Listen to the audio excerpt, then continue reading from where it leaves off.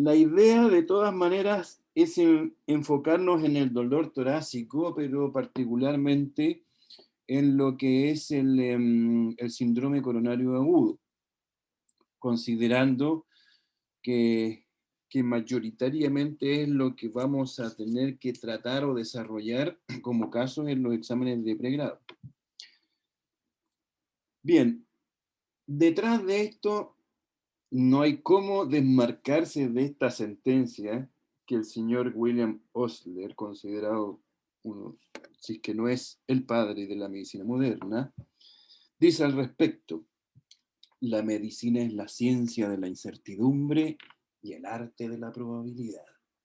Y esto es tremendamente real. O sea, en un escenario de urgencia, cuando tenemos que tomar decisiones, y particularmente cuando delante nuestro no tenemos el paciente típico o redondito como uno quisiera, aquel paciente que tiene cabeza de león, cuerpo de chancho y cola de mono, y queremos obviamente detrás de esto armar un cuadro clínico que nos plantee, nos compruebe, nos verifique un síndrome coronario agudo, o por otro lado lo descarte, es lo más importante.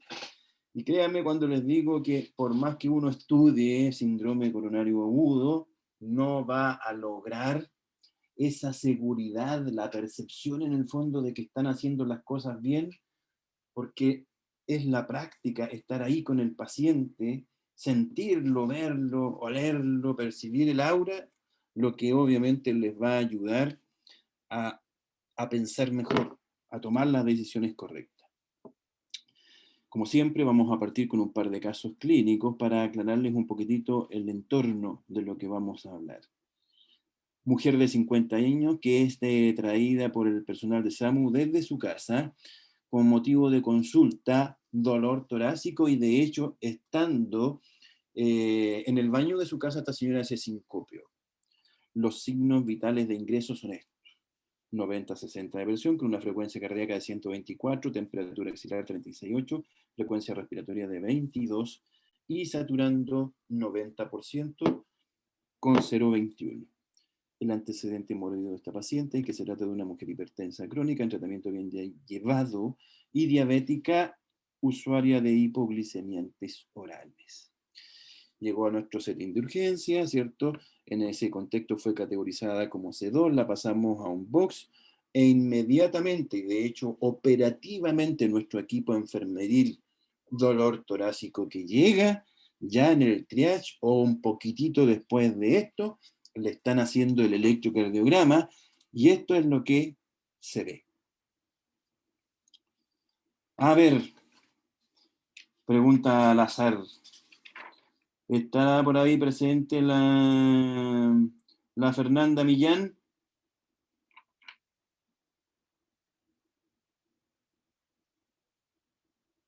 ¿Fernanda Millán? No está. ¿La Paula Saldivia? Tampoco. Ya, porque aparezca alguno. ¿El Marcos Tolosa entonces?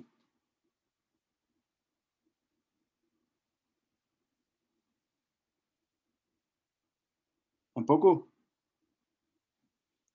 ¿O no se escucha? Aquí yo podría poner si no hay nadie más. ¿Quién eres? Tomás, Tomás Soto. sí. Ah, Bueno, lo que más destaca a simple vista en este electrocardiograma es un gran supradesnivel del ST en derivadas de 3, de 4 y de 5. ya. ¿Y qué te llama la atención de ese supradesnivel? ¿Qué características morfológicas tiene? Bueno, es un supradesnivel del ST que es eh, convexo casi, pero que en realidad tampoco es como el clásico convexo del IAM, ¿no?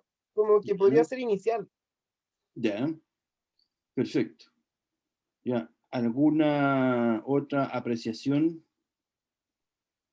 Lo otro es que en derivadas inferiores, la verdad, en D3 por lo menos encuentro un artefacto y en D2 podría encontrar lo que podría ser un infra. Ya, Y también en ADR está un poco raro, pero no creo que califique para Supra. ya, perfecto. Muy bien. Vamos a pasar al siguiente caso.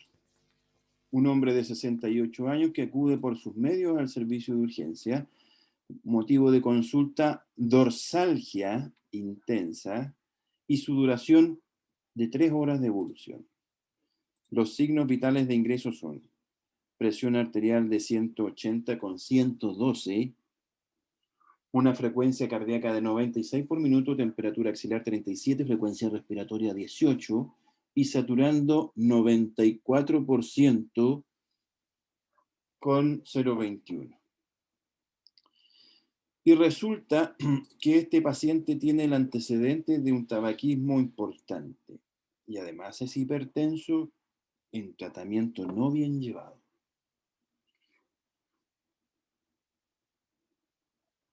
Le vamos a hacer un electrocardiograma a un paciente que consulta por dorsalgia. También, sí. Ya, corresponde aclarar que de todas maneras el tórax es una porción de nuestro cuerpo, de nuestro tronco específicamente, circunferencial, porque uno tiende a pensar en el tórax siempre como de la axila hacia anterior, ¿ya? Y el tórax persigue todo el perímetro del tronco y por lo tanto si un paciente presenta dorsalgia perfectamente, podría estar en relación a un órgano intratorácico y no ser necesariamente un músculo o un tendón que tengan inflamado en la espalda. De hecho, le hicimos un electrocardiograma de entrada y apareció esto. ¿Qué le parece al doctor Meissner? ¿Está ahí Matías Meissner o no? Contesta, pues Matías. Presente, doctor. Presente, ya, perfecto. ¿Qué vemos ahí? Vemos un infradesnivel difuso asociado a un o sea, difuso en todas las precordiales. Y un ADR vemos un supradesnivel también. Cuando tenemos un paciente que tiene un dolor dorsal interescapular y vemos que tiene un infra en la pared anteroseptal, ¿implica algo especial? Se puede tratar de una imagen en espejo de un infarto de pared posterior. Perfecto, ya no olvidarse de eso, ya que lo vamos a volver a tratar un poquitito más adelante, pero no se queden siempre con el infradesnivel de un electrocardiograma, siempre pensar de que es la imagen especular de algo que realmente está tapado, y en efecto, lo importante es que al definir esto, las conductas que se toman son diferentes. El supra es supra aquí, y en la quebrada del ají y se va a manejar como tal. Caso 3. Hombre de 46 años que viene acompañado con la señora es la que habitualmente habla, y relata que su marido tiene un dolor torácico que caracteriza como retroesternal opresivo, porque la señora es del área de la salud, y 30 minutos de evolución. Los signos vitales de ingreso son los siguientes: presión arterial de 125,90, frecuencia cardíaca 110, temperatura axilar 36,2, frecuencia respiratoria 16 y una saturometría de 97% con 0,21. Antecedentes mórbidos de este paciente, que un tabaquismo moderado, y como todo paciente que consulta por dolor torácico, la enfermera de triage le hizo el electrocardiograma correspondiente, que se ve así. ¿Quién levantó el dedo?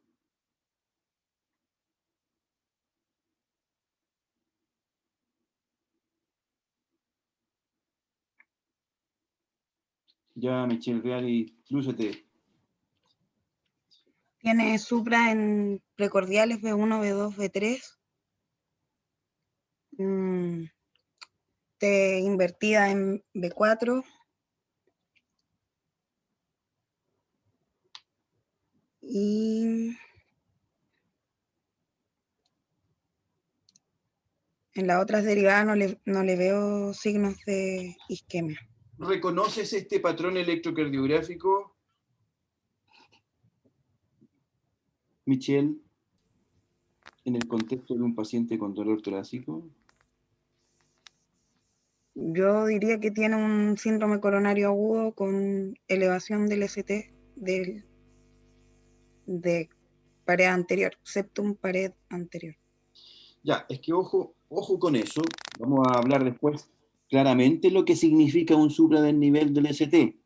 Pero este electrocardiograma tiene un patrón bien específico, en donde hay una tendencia al supra, pero inmediatamente en las mismas derivadas se ve que hay una T negativa, ¿ya? Y eso tiene una connotación especial que vamos a hablar después. ¿Tiene Ok, que ver con el síndrome de Wellens? exacto, por ahí va la cosa. Ya, perfecto. Bien, entonces, el dolor torácico a ustedes se les va a presentar muy frecuentemente en su consulta, en el servicio de urgencia del hospital donde estén, incluso conversando con los familiares, incluso conversando con los amigos, tomándose un trago, etc.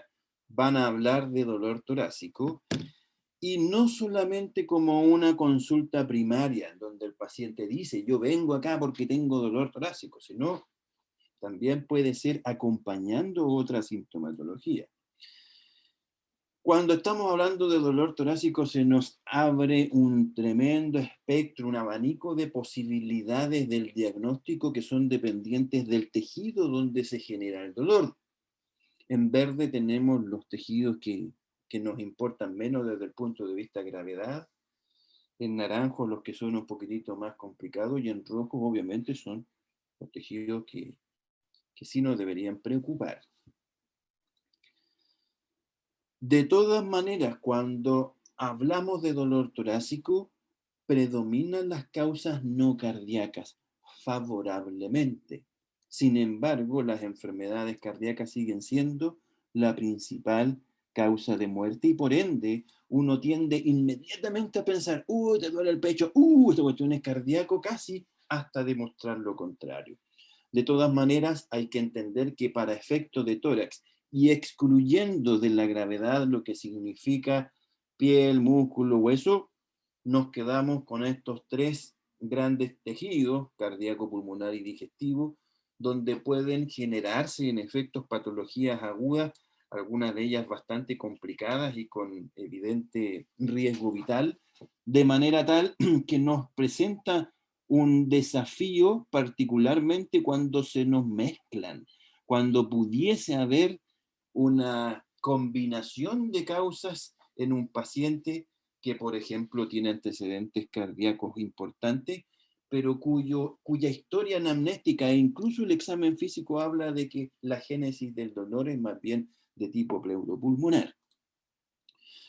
Y esto obviamente nos lleva aún más al paradigma de pensar en lo cardíaco hasta demostrar lo contrario. Eso es habitualmente lo que nosotros vemos y es la conducta que la mayoría de los médicos que trabajan en los servicios de urgencia se plantean a la hora de ver un paciente con dolor torácico. Sin embargo, hay que entender de que no todo lo que brilla es oro y no todo dolor torácico tiene que ver con causas cardíacas, particularmente pensando en lo isquémico.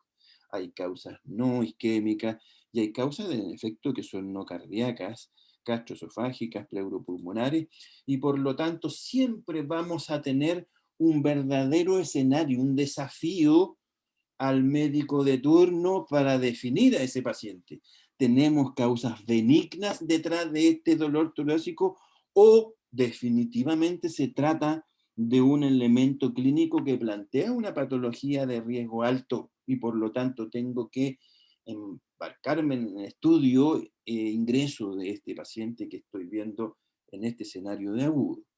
Para efectos prácticos, y no es infrecuente que esto no se pregunte, el síndrome coronario agudo es un conjunto de entidades clínicas, en el fondo, producidas por la erosión o rotura de la placa de ateroma que determina la formación de un trombo intracoronario y por lo tanto puede manifestarse de distintas maneras, como angina inestable, como un infarto agudo al miocardio de frentón, o incluso debutar con una muerte súbita.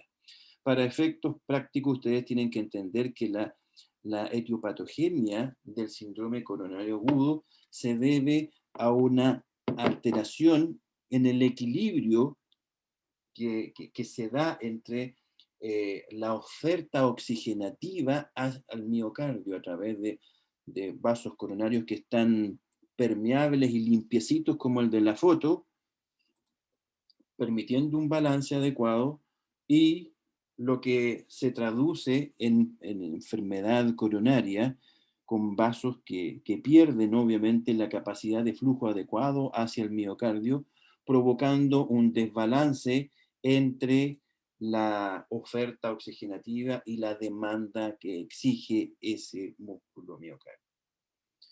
Ustedes lo entienden de esta manera, me imagino, y obviamente es lo que van a tener que explicar a la hora de estar sentados ante la comisión médica.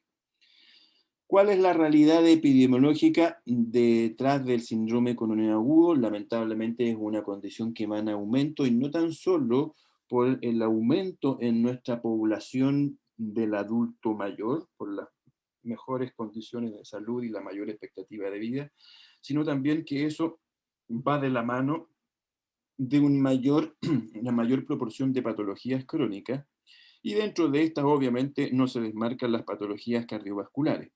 Por otro lado, también tenemos como factores agravantes en la patología coronaria las drogas de abuso, el sedentarismo, la obesidad que tenemos en nuestra población. En la medida que nos acercamos a un país desarrollado, lamentablemente nuestros indicadores de obesidad son bastante más problemáticos, incluso desde los niños en adelante. ¿Ya? Por otro lado, también tenemos mejores alternativas terapéuticas en el contexto de pacientes que ya han tenido patología coronaria y que han salido adelante, ya sea por una angioplastía con stent puesto o incluso por cirugía de revascularización miocárdica, y por lo tanto eso también mejora las condiciones de vida y la expectativa de vida propiamente tal. Entonces, ¿qué es lo que nosotros vamos a hacer? ¿Cuál es el enfoque inicial que tenemos que plantear ante un paciente que consulta por dolor torácico y ante el cual obviamente estamos sospechando o queremos descartar un síndrome coronario agudo? Primero es que ese paciente con dolor torácico siempre tiene que recibir una atención precoz, tiene que ser un paciente priorizado al lado de otros. En ese contexto vamos a intentar determinar el origen del dolor torácico para efectos prácticos entre lo cardiovascular y lo no cardiovascular. Mucho nos va a ayudar que desde entrada al paciente le hagan un electrocardiograma a ese paciente que está consultando por dolor torácico, y de esa manera podemos estratificar el riesgo y el resto de manejo que queda hacer con ese paciente al interior de nuestro escenario.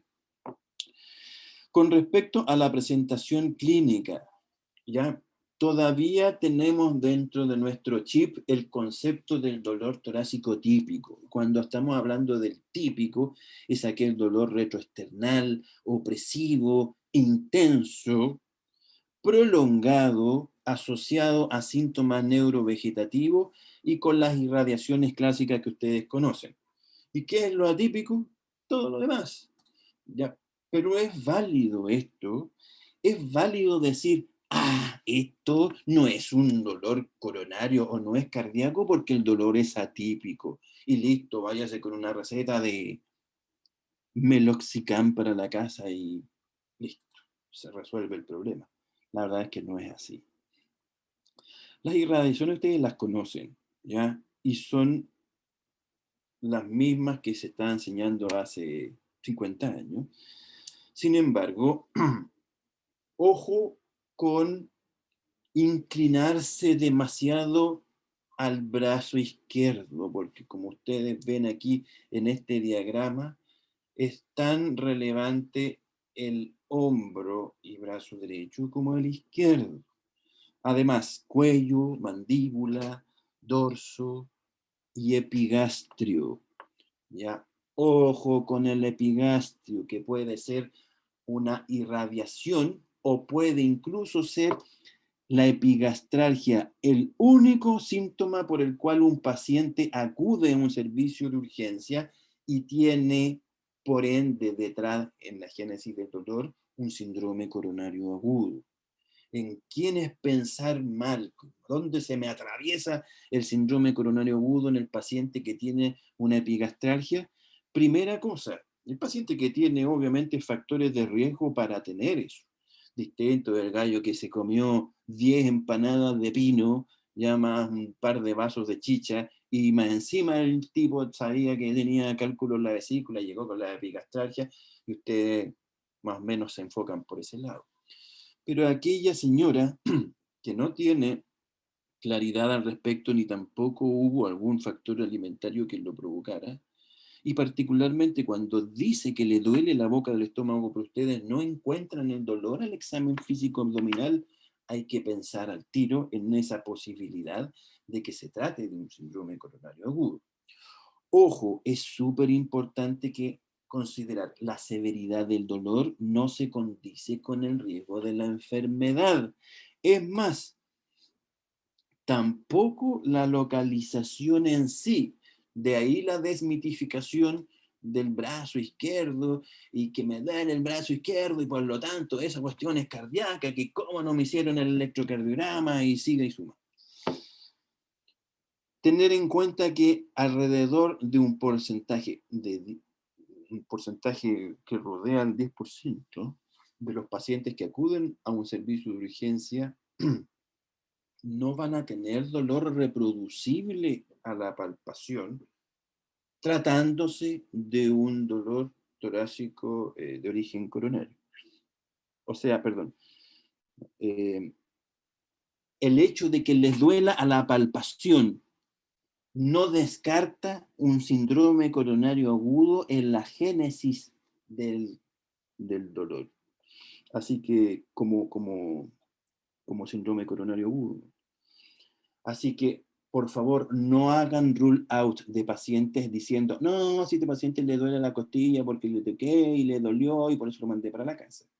¿Ya? Porque entre 7 y 10% de ellos pueden tratarse igualmente de un síndrome coronario agudo.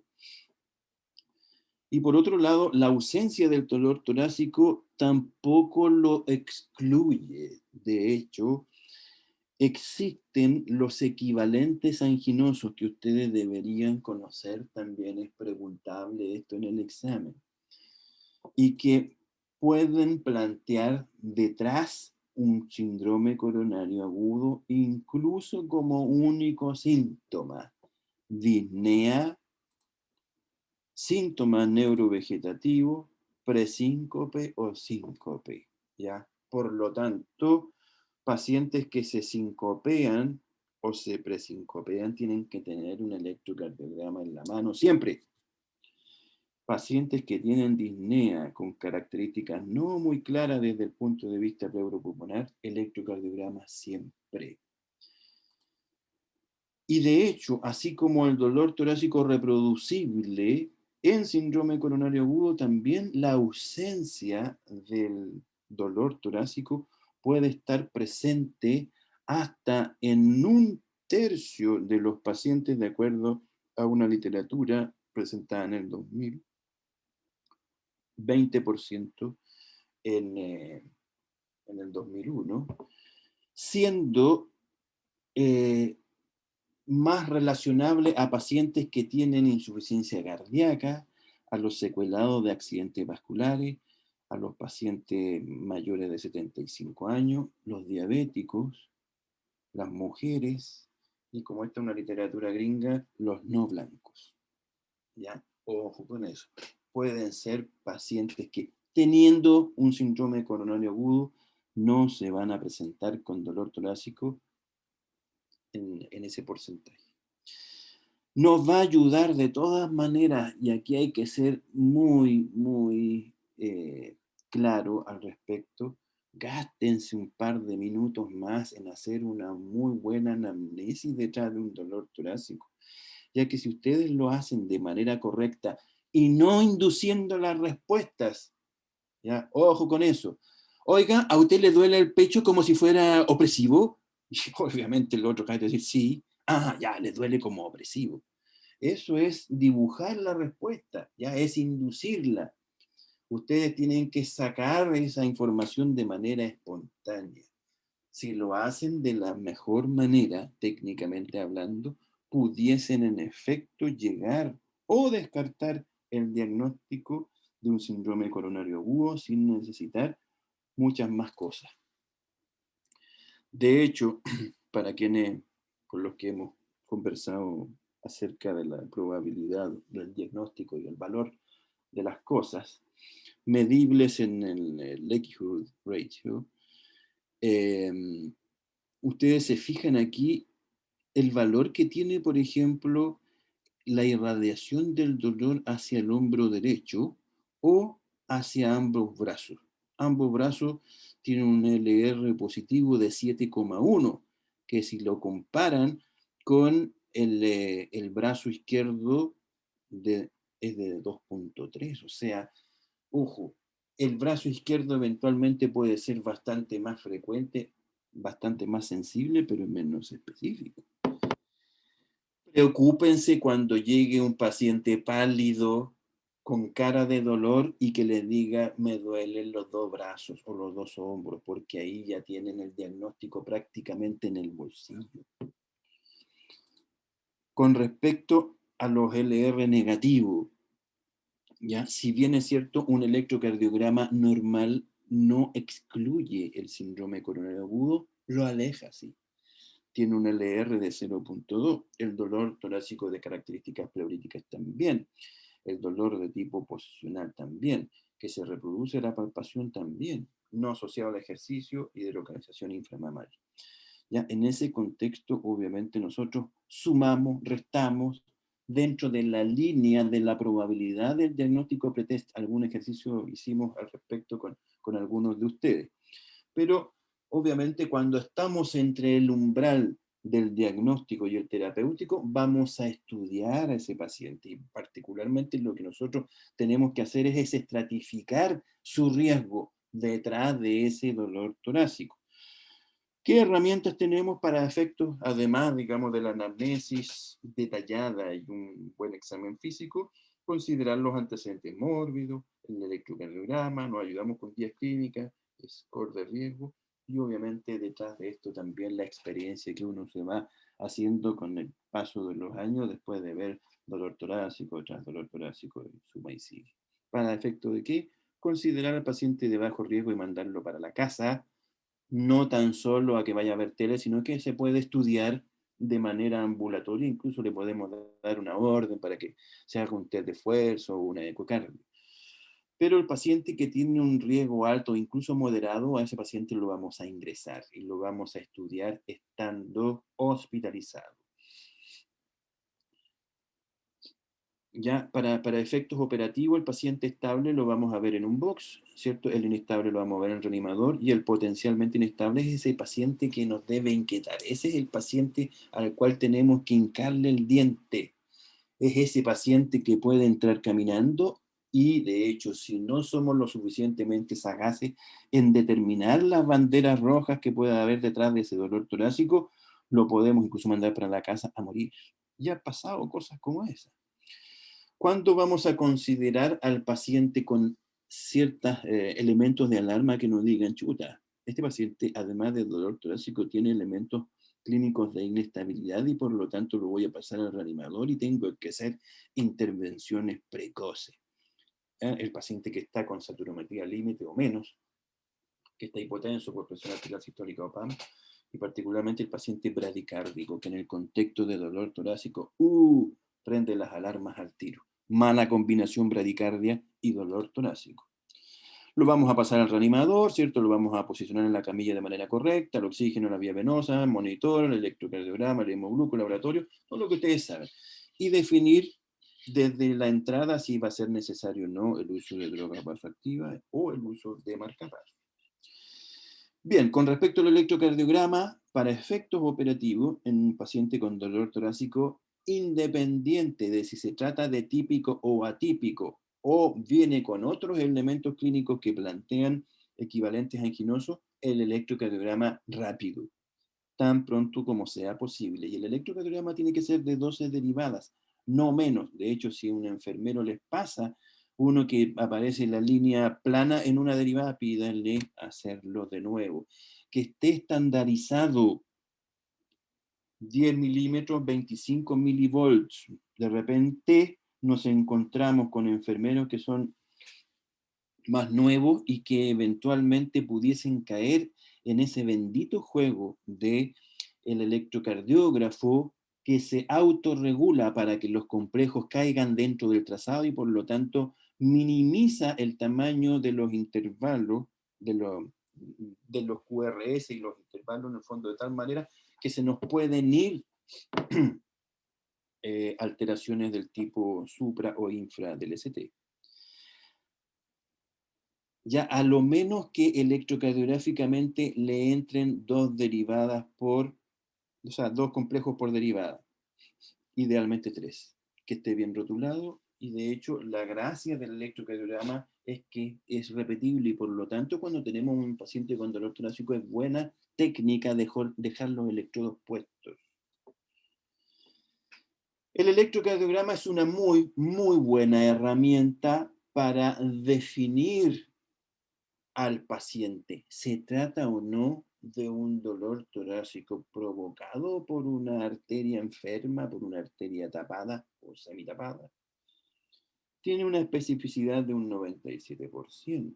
Para hacer un rule-in es bueno, pero la sensibilidad no es muy buena. De hecho, tiene un 28% solamente de sensibilidad y por lo tanto, esto ya se lo he repetido hasta el cansancio. No tomen conductas con un solo electrocardiograma en un paciente que ustedes tienen entre ceja y ceja para plantear un síndrome coronario agudo. Se pueden equivocar. ¿Qué es lo que uno busca en el electrocardiograma del paciente que tiene dolor torácico y que estamos pensando en un síndrome coronario agudo? Nos vamos de cabeza en esto, en el ST y en la onda T. Ahí ponemos nuestros ojos, ¿ya? Y tenemos distintas morfologías desde el punto de vista eléctrico que nos hacen pensar en un síndrome coronario agudo detrás de ese dolor. El, puede ser un paciente con un ST normal, puede estar elevado, puede estar infradesnivelado, puede tener T negativa o invertida. Ahora, de todas maneras, el elemento desde el punto de vista electrofisiológico para nuestro diagnóstico operativo más importante detrás del síndrome coronario agudo es el segmento ST. Y cuando estamos hablando de ST, lo que nosotros al tiro inmediatamente buscamos es el supra del nivel del ST.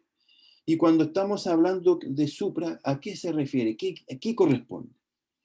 ¿Ya? Primera cosa, 1 milímetro sobre la isoeléctrica, eso es un cuadradito. O en el caso de tratarse de las derivadas B1 o B2, que son las derivadas mentirosas, desde los 2 milímetros hacia arriba. Tiene que conllevar 2 o más derivadas contiguas para hablar del supra del nivel del ST. Tiene que tener una figura convexa para pensar en un síndrome coronario agudo, porque cuando no lo es, aunque tenga el punto J sobre la isoeléctrica 3 milímetros, si se trata de un ST cóncavo, no es la morfología esperable para un evento coronario agudo. Ojo con la derivada derecha, que cuando piden el P4R, solo requiere de 0,5 milímetros para ser considerado supra. Y cuando ustedes busquen cuando encuentren el supra, en el fondo tienen que buscar la imagen especular. Estos son datos importantísimos que ustedes tienen que incorporar en su chip cuando están hablando del supradesnivel del ST. Si me toca alguno de ustedes con un caso de este tipo, les voy a preguntar esto. Ya, aquí tenemos el claro ejemplo del supradesnivel del ST, que está, en este caso, ¿en qué pared? Inferior. La pared inferior. Ya, derivadas contiguas, 2, 3 ABF, como sale en el cuadrado arriba. En ese gráfico de colores tenemos la pared inferior, la pared lateral alta, 1 y ABL, septal B1, B2, anterior B3, B4, anterior septal B1, B4, lateral B5, B6. ¿Se entiende? Me imagino que sí. Y como ustedes pueden ver, tiene supradesnivel, no tengo aquí marcador, pero también tiene la imagen especular, que ustedes la están encontrando aquí en la pared lateral, ¿cierto? Tenemos un infradesnivel de esa pared, pero no se queden con el infra en este caso no importa, es el supra donde ustedes tienen que mirar, ahí es donde hay que hincarle el diente. Una consulta respecto Diga. a ese electro. Hay dos cosas que me llaman la atención fuera del ST. Tenía un bloqueo de rama derecha Sí. y además tiene una bradicardia. ¿Existe la posibilidad que, pensando en una pared inferior, hay un infarto concomitante de pared derecha? Es que de Pensando en todas eso. maneras, y qué bueno que lo preguntaste, porque en definitiva, cuando ustedes se encuentren con esto, cuando ustedes vean imagen de supra en pared inferior, inmediatamente la indicación es pedir derivadas derechas para descartar justamente un compromiso del ventrículo derecho. Ya esa orden tiene que ser automática, porque el saber que tiene compromiso del ventrículo derecho, ¿qué implica? Cambia el manejo del infarto. Por supuesto, ¿qué es lo que vamos a usar y qué no usar? Volumen. Indica la nitroglicerina y morfina y necesita volumen. Bien, no vamos a utilizar la nitroglicerina y sí vamos a usar aporte de volumen. Bien, ahora de todas maneras hay que entender de que dependiendo de la temporalidad del síndrome coronario agudo nos vamos a encontrar con distintas morfologías electrocardiográficas, desde los minutos, horas, días, semanas. ¿Ya? Y por lo tanto, pudiésemos en un mismo paciente encontrar que supra del nivel de una pared y encontrar Qs profundas en otra. Para que no se enreden, obviamente, y no quise meter aquí el tema de las Q, pero eso ya es algo que pasó. Eso es necrótico. Bien, entonces, así como el tema del dolor reproducible a la palpación en el síndrome coronario agudo, 7 a 10%, así como la ausencia de dolor en un porcentaje no menor de pacientes con un síndrome coronario agudo, se nos agrega que un 10 a un 25% de los síndromes coronarios agudos, dependiendo obviamente de la literatura que ustedes lean, pueden debutar con un electrocardiograma normal. Ya, por lo mismo, y lo vuelvo a decir, no tomen conductas con un solo electrocardiograma en un paciente, particularmente en aquel paciente que sigue teniendo dolor, con cara de dolor, con signos vitales alterados y que tiene factores de riesgo. En ese contexto, mejor que un electrocardiograma. 2. Claro, 2 electrocardiogramas, 3 electrocardiogramas, eso mejora la capacidad de determinar evolutividad, mejora el ruling del paciente. Ya, ahora hay que tener en cuenta, y es lo que conversábamos ahí con el Tomás Soto, con respecto a la morfología del ST, porque hay un varias patologías que pueden, en efecto, supradesnivelar el punto J. El punto J se entiende por el punto de deflexión que existe entre la S y la T. Ahí es donde va la mirada. Cuando ese punto J está sobre 1 milímetro de la isoeléctrica, está supradesnivelado. B1, B2, 2 milímetros para arriba. Pero tiene que ir en concordancia con la forma de la onda, que en el caso de ser cóncava como esta, o carita feliz, aleja la posibilidad de que se trate de un síndrome coronario agudo. Cuando es carita triste o convexa, acerca la posibilidad de un síndrome coronario agudo. Ojo con los diagnósticos que están a su izquierda, que todos supradesnivelan el ST. Eso se los he preguntado varias veces cuando rotan conmigo. Y hay algunos supradesnivel que despeinan de bonitos, como el del aneurisma ventricular, la miocarditis pericarditis, Takotsubo, la disección coronaria, Prince-Metal. No se olviden de la repolarización precoz. No se olviden del tromboembolismo pulmonar, el Brugada, incluso hasta la hipotermia, alteraciones del potasio y del calcio, entre otros. Ya siempre buscar la imagen especular de un infra, como en este caso, ya cuando tenemos infra de B2, B3, B4, tenemos que pedir Derivadas posteriores.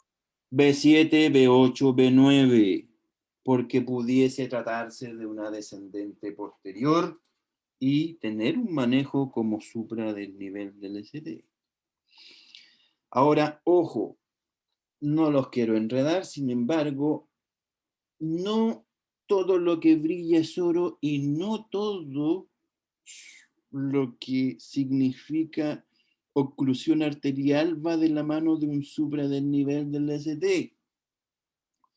Pudiésemos tener otras presentaciones o morfologías electrocardiográficas incluso con una arteria agudamente tapada, como por ejemplo el Behlens tipo 1 y 2, por ejemplo las T hiperagudas, por ejemplo la T de Winter, o encontrarnos con criterios de Sgarbosa positivo en caso de que el paciente tenga bloqueo completo de la rama izquierda o incluso ser usuario de un marcapaso definitivo.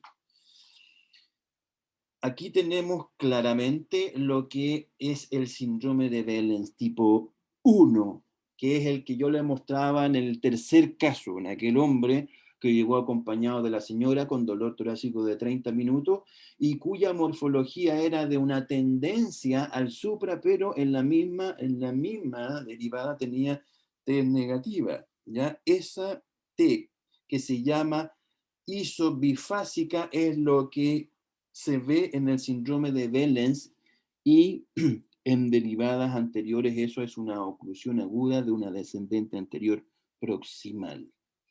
Tenemos la presentación electrocardiográfica del síndrome de Behlens tipo 2 cuando las T son simétricas, profundas, también en la misma pared. Y también es un compromiso de la misma arteria.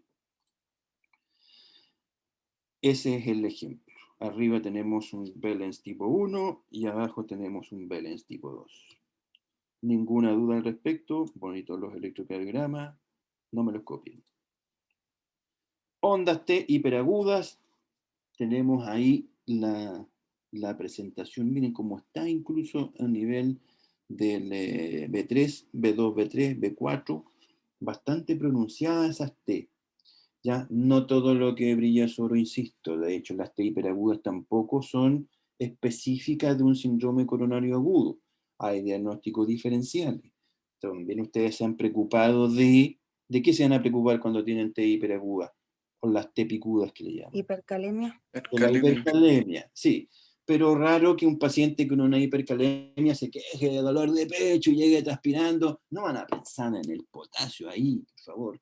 Piensen primero en un síndrome coronario agudo porque este puede ser el preámbulo de un supradesnivel de la misma pared.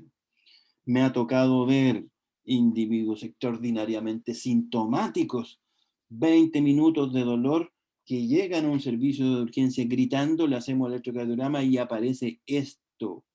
Al cabo de 15, 20 minutos, en un segundo electrocardiograma, todo supradesnivelado, perfectamente supradesnivelado.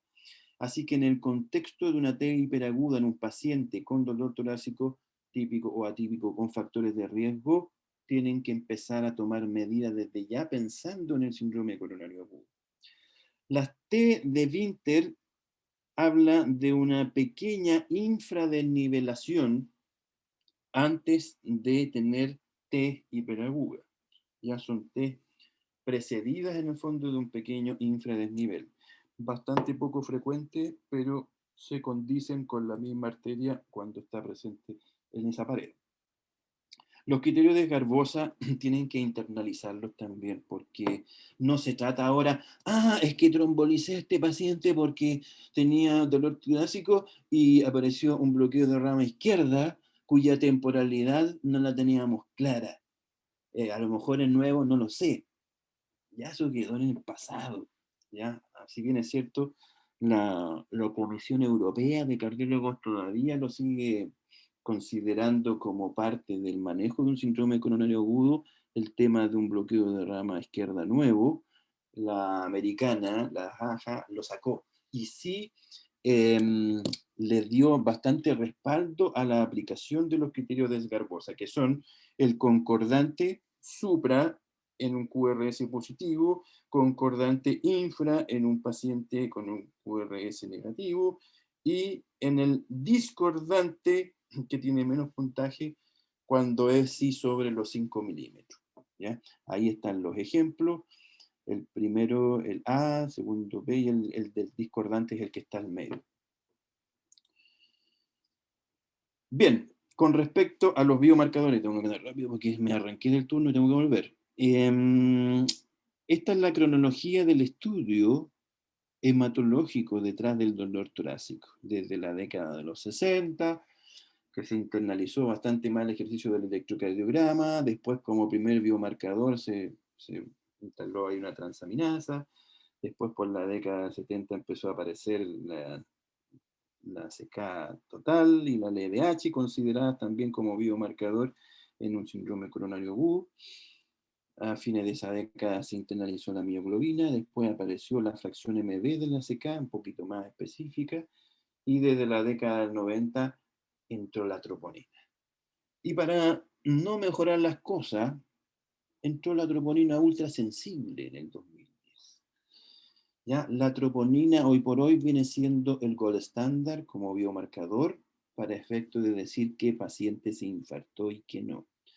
Y ojo, que uno tiene que cotejarlo con una temporalidad desde la instalación de los síntomas, porque no es automática. La troponina necesita una temporalidad que a lo menos es de... 4 o 6 horas. Ya, desde 4 horas óptimo, ¿ya? Pero no antes. De hecho, ha querido restringir un poquitito más antes para que nos sirva. Pero no podemos tomar conductas con troponina antes de las 3 horas de instalado el dolor. Por favor, métanse bien eso en la cabeza. ¿Ya? Entonces uno dice, ¿qué tenemos mejor que eso? Bueno, la mioglobina, miren ustedes, la curva de la mioglobina casi se eleva a los 30 minutos de instalado el dolor, pero tiene una especificidad muy baja. De hecho, hoy en día ni siquiera la estamos utilizando como biomarcador porque no dice nada. De todas maneras, y vuelvo a decir lo mismo, no tomen conductas con biomarcadores cuando el paciente acude a su servicio de urgencia con un dolor de instalación muy aguda, muy reciente, de minutos o un par de horas. Ya, porque detrás de esto obviamente uno puede pisar el palito. Aquí está la curva, las curvas de la fracción MB, de la troponina y de la LDH, entre otras cosas. La mioglobina también está ahí. pero en efecto nuestro gold standard para todo es la troponina y que la vamos a medir desde las 3 horas. Antes uno puede decir, entonces no la tomo. Bueno, tómala, pero lo que tú tengas como resultado no te va a servir más que como referencia. Porque si tú quieres hacer una curva, claro, la vas a tomar una troponina al ingreso. Y vas a ver cómo va a estar después, a las 3 horas de haberse tomado el segundo, bueno, que ya se tomó el segundo punto. De hecho, este es un protocolo gringo que es bastante sencillo, bien acotado y que en efecto incorpora la troponina a las 3 horas con cambios en la curva, básicamente que permite tomar conductas también desde el punto de vista te hospitalizo, te estudio, con una coronariografía, etc. Cómo van a quedar con esto, revísenlo, les va a ayudar. Aún así, consideren de todas maneras que la troponina, como una herramienta válida y muy útil para tomar conducta, no es específica para un síndrome coronario agudo. De hecho, en la medida que entró en el ruedo la troponina ultrasensible, nos complicó más el escenario. Porque aumenta, como el nombre lo dice, aumenta la sensibilidad, pero metemos en el saco un montón de otras condiciones que también pueden provocar troponinas altas. Y aquí las tienen ustedes, ¿ya? Ahora, cuando uno lleva a valores netos de troponina, y vamos a decir, mira, tengo una troponina de 7000, obviamente no nos va a quedar más que 2 diagnósticos. El paciente se infartó, o se infartó, o se infartó, o tiene una miocarditis, que es otra de las que eleva troponina al cielo. El resto de ahí para abajo, entre todo lo que significa tromboembolismo, paciente crítico, enfermedad renal crónica, el shock en toda su forma, la insuficiencia cardíaca congestiva, etcétera, etcétera. Incluso hasta los accidentes vasculares te pueden elevar troponina.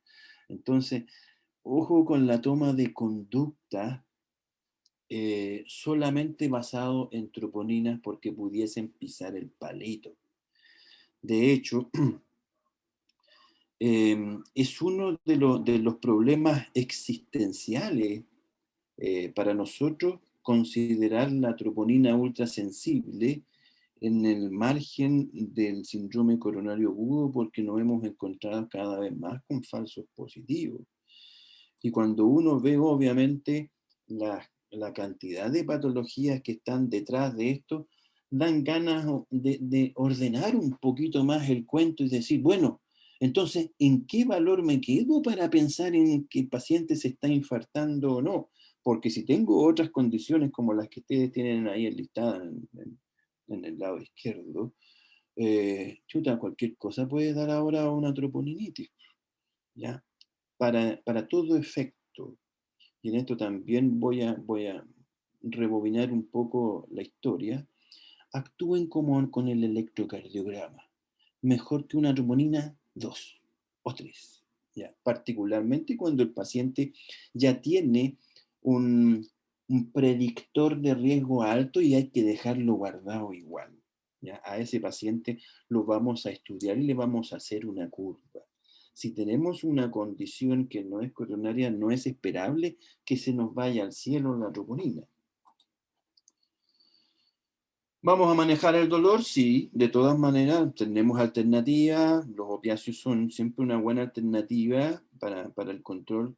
Sin embargo, una de las cosas que tienen que preocuparse es la dosis. La dosis tiene que ser la correcta, no se nos pase en la mano, porque las buenas intenciones muchas veces van también de la mano de algunos errores desde el punto de vista manejo y particularmente cuando no van a la par de la estabilidad hemodinámica de los pacientes. Lo mismo con la nitroglicerina. Vamos a saber cómo se usa, cuándo utilizarla, en qué dosis, porque de lo contrario, si no conocemos eso, podemos perjudicar a nuestro paciente. Cuando no, ustedes lo saben. ¿Ya? ¿Cuándo no vamos a utilizar nitroglicerina? Esto también es preguntable en el examen de pregrado. Valvulopatías con pacientes que tienen efecto cara de bajo débito, en el taponamiento cardíaco, en pacientes que son usuarios de sildenafil, y particularmente cuando ya sabemos de que hay un compromiso del ventrículo derecho en un electrocardiograma. Con respecto al oxígeno, ya, ojo que una tendencia última es a aportarlo solo cuando sea necesario. Antiguamente, y todavía existen esos médicos a la antigua, bueno, yo todavía soy de la antigua escuela, pero me actualizo, pero todavía hay algunos que hablan del MONA. No sé si ustedes saben que el MONA era la mnemotecnia para el enfrentamiento del síndrome coronario agudo, porque decía morfina, oxígeno, nitroglicerina y aspirina. Y a todos los pacientes le ponían, entre otras cosas, oxígeno. Entonces, ¿qué es lo que se ha visto? Que provoca una vasoconstricción coronaria y por lo tanto empeora la situación del daño miocárdico. Por otro lado, también aumenta el estrés oxigenativo dependiente de radicales libres de oxígeno. Estudios que han comparado manejos de pacientes con y sin oxígeno te dicen que a los que se les administra oxígeno tienen mayor pic de CK, y eso significa que el daño del músculo propiamente tal es mayor tasa de reinfarto, mayor tamaño del infarto. Por lo tanto, no a la hiperoxia innecesaria. Se agradece esa buena intención. Resumen de lo que hemos hablado, ¿cierto? El paciente que consulta con dolor torácico, estamos sospechando de que se trata de un síndrome coronario agudo. Le pedimos el electrocardiograma 1, 2, vamos a usar biomarcadores cuando corresponda y vamos a tomar conductas de acuerdo a esos resultados.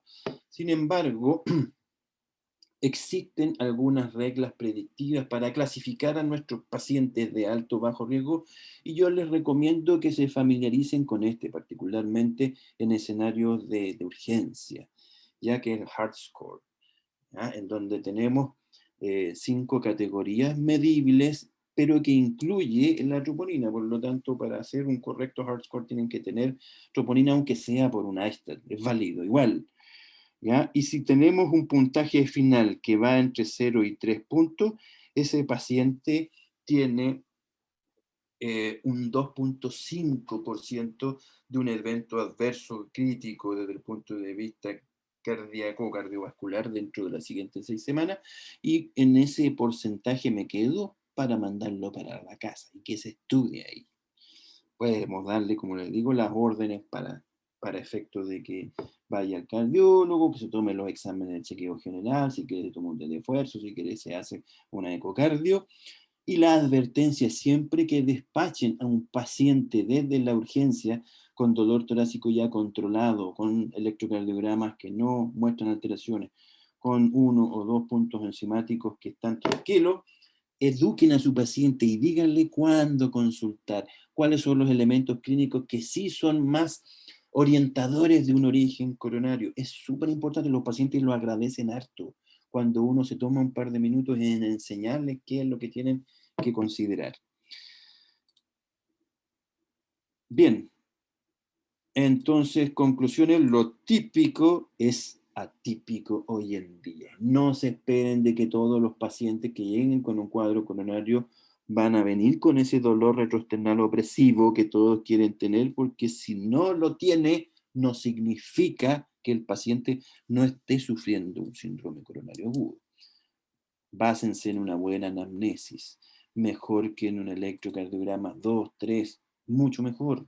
Y ojalá con la misma máquina, y no saquen los electrodos del lugar donde quedó el primer electrocardiograma. Biomarcadores para definir en el caso de que no se trate de un supra, porque si ustedes tienen un paciente con un supra, ya no es necesario tener un biomarcador a la mano para tomar la conducta. No olviden la troponinitis y sus diagnósticos diferenciales. El delta de troponina es mucho mejor para tomar conducta cuando ya les ha salido sobre el valor del percentil 99 y en ese contexto, cuando supera en la fracción de hora 3 veces el valor que tienen de referencia, algunos incluso lo han acotado, ya es un paciente que puede tener una curva positiva y por lo tanto lo estudian como tal. Y hospitalice al de riesgo alto e intermedio. No se exponga a problemas legales, ya sea buen registrador de lo que hizo en la urgencia. Deje su REU, su dato en el fondo de atención de urgencia, estipulado lo positivo, y si les alcanza una esquinita, anoten lo negativo también, porque eso es válido, es importante para si el paciente vuelve y lo ve otro colega, diga, ah, sí, el doctor Meissner se encargó de preguntarle esto, que el paciente dijo que no tenía en ese momento. Bien, ¿dudas al respecto? Sí, tengo un síndrome coronario agudo sin supra y mi sospecha es alta. Obviamente le voy a hacer un segundo electrocardiograma, le voy a pedir tropos, pero a la espera de eso podría considerar el inicio de aspirina, clopidogrel, la atorvastatina. Obviamente que sí. De hecho, uno entiende de que ese tipo de intervención es prioritaria ante una sospecha alta de un síndrome coronario agudo, aunque tú no tengas un supradesnivel que te lo avale. Ya hay que tener cuidado, sí, con algunas situaciones que son, no los quiero asustar, pero han habido algunas cosas anecdóticas, malamente llamadas anecdóticas, y que incluso ha significado no solamente el empeoramiento del paciente, sino la muerte de él. Por ejemplo, dolor torácico sin supra en una paciente que no tenía un síndrome coronario agudo, pero sí tenía una disección aórtica. Y yo le doy aspirina, y le doy clopidogrel, y con mi buena intención incluso le pongo una dosis de Clexane. ¿Qué va a pasar con ese paciente? Se va a morir. O sea, lo que estoy haciendo con mi mejor intención como médico es acercarle la luz y San Pedro para que se la lleve. ¿Ya? Así que ojo con eso, cuando nosotros ponemos la intervención en la balanza, por lo menos tenemos que tener ya algo en el bolsillo que defienda esa intervención.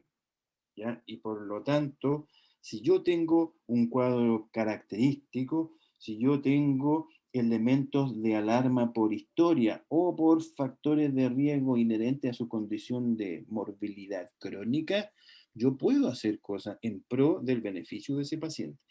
Pero si tengo la duda, chuta, me aguanto mejor, porque el clopidogrel, la aspirina y el Clexane no van a favorecer a una paciente con una disección.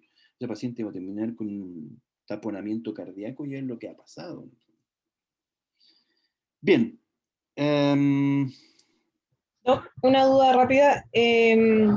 Respecto a las curvas de tropo, he visto en distintas fuentes que hay una diferencia de un 20% o de un 30% o de un 50% respecto a la anterior.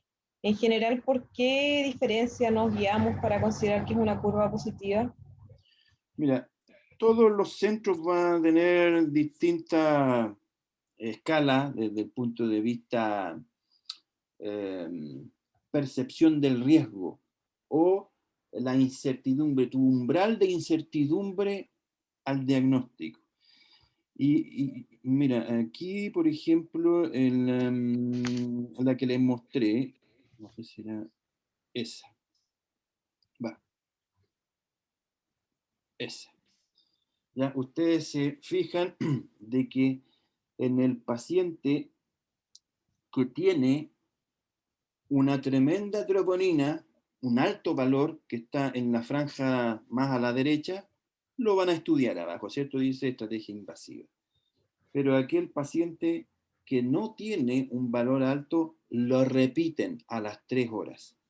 Si tiene una variabilidad del 20% para arriba o para abajo, lo van a estudiar también. Ojo, 20%. Si no hay variabilidad del 20%, dentro del 20%, digamos, es considerado un paciente estable y no le van a hacer una coronografía, le van a hacer un test de laboratorio, eventualmente una ecocardio, etc. Y por el otro lado, el paciente que tiene la instalación de los síntomas mayor de las 6 horas y tiene un valor de troponina bajo, lo dan de alta. Abajo dice, y lo mandan a la casa con orden de un test de esfuerzo. Pero aquí el paciente que tiene una instalación de dolor menos de 6 horas, le hace una troponina de referencia y después la repiten a las 3 horas. Estable cuando el paciente no tiene una variación del 50%. Pero si aumenta o varía del 50%, con una instalación de dolor de menos de 6 horas lo van a estudiar. ¿Ya? Esa es básicamente la referencia que se está utilizando ahora último. Porque no sé si ustedes saben de que hace no muchos años atrás estábamos usando como intervalo de tiempo 6 horas para medir troponina. ¿Ya? Después se bajó a 4 horas y ahora están integrándose estos protocolos, este particularmente que es de la Clínica Mayo, en 3 horas. Y anda bastante bien, obviamente con los recursos que manejan ellos. Acá tal vez para nosotros decir, oh, mira, es que varió en un 50%, a lo mejor el cardiólogo no te la va a comprar. Como troponina sola me refiero. Sin embargo, uno tiene que combinar esto, más electrocardiograma, más presencia o ausencia del dolor y otras variables desde el punto de vista clínico. Y ¿Ok? ahí en este mismo gráfico, cuando arriba dice sobre 99% del percentil, se refiere al valor normal del laboratorio, ¿cierto? Sí, el corte. Ya. Bien, espero que haya sido de utilidad. Yo sé que esto solamente le va a refrescar los conocimientos que ya tienen del síndrome coronario agudo. Tal vez más que nada apunta este seminario a la toma de conducta, más que a hablar de la patología propiamente tal. Pero ojo, ¿qué es lo que uno pregunta en el examen de pregrado? Es las conductas. Y esto particularmente va enfocado a su gestión después como médicos. Para eso es más importante. Ok, Disculpe, ¿puedo hacer una pregunta cortita? sí. Que tengo una duda. En el IAM sin Supra, si no tengo la intención de hacer un estudio coronario pronto, ¿cómo está evaluada la anticoagulación en ese paciente? En el contexto de que tú dices lo anticoagulo o no lo anticoagulo, ¿a eso te Exacto. refieres? Si No, no le voy a hacer coronario pronto sí, pero ¿qué o pasa? Que inmediatamente. si tú dices, este es un paciente que tiene un infarto sin supra, lo vas a manejar con la anticoagulación, eso es indudable, ¿cierto? Si tú tienes un paciente que tiene una angina inestable, ya un paciente que no te dio curva de troponina positiva, no hay daño miocárdico, pero muy probablemente tenga una placa de ateroma lábil que está ahí chicoteando y que eventualmente se va a tapar en cualquier momento, a ese paciente también tienes que anticoagularlo. Ya al paciente que no van a anticoagular habiéndolo ingresado es básicamente el paciente excepcional que no tiene alguna indicación formal de anticoagulación o que tiene algún factor de riesgo inherente a su uso, pero en general los pacientes que tienen un síndrome coronario agudo sin supra se van a anticoagular con lo que tengan de todas maneras. Pues hoy en día ha entrado con bastante más fuerza la heparina de bajo peso molecular, que es más cómoda para sus controles.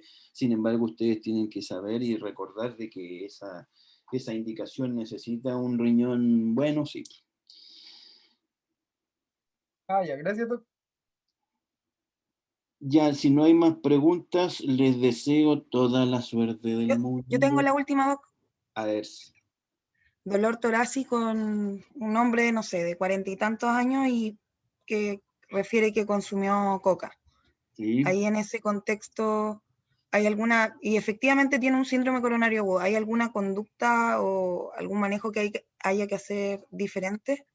Ya, esa es una pregunta capciosa porque en efecto el paciente que es consumidor de cocaína puede tener un síndrome coronario agudo hecho y derecho, ya por enfermedad coronaria, incluso estudiándose coronariográficamente, aunque tenga 40 años, ya se puede ver que tiene arterias enfermas. Pero por otro lado, también tenemos el porcentaje de pacientes que tienen dolor torácico por consumo de cocaína y que está relacionado al fenómeno de vasoespasmo. ¿Ya? Por lo tanto, si hay una diferencia desde el punto de vista manejo, lo único que hay que enmarcarse es quitarle la hiperadrenergia en el paciente consumidor de cocaína, porque si tú tienes el paciente con el dolor ahí agudo, con presiones altas, taquicárdico, hiperventilado, y le administras un ansiolítico, chuta, desaparece todo. De hecho, puedes tener un electrocardiograma feo al principio, le pones el ansiolítico, le controlas después del segundo electrocardiograma que pareciera no ser para nada el mismo con el que llegó. ¿Ya? En esos pacientes obviamente uno plantea con un poquitito ya más de solidez la posibilidad de vasoespasmo. Sin embargo, y para simplificar la cosa, cambios electrocardiográficos que sean sustentables, positivos, y alteración de la curva enzimática, ese paciente hay que estudiarlo igual. Así de simple.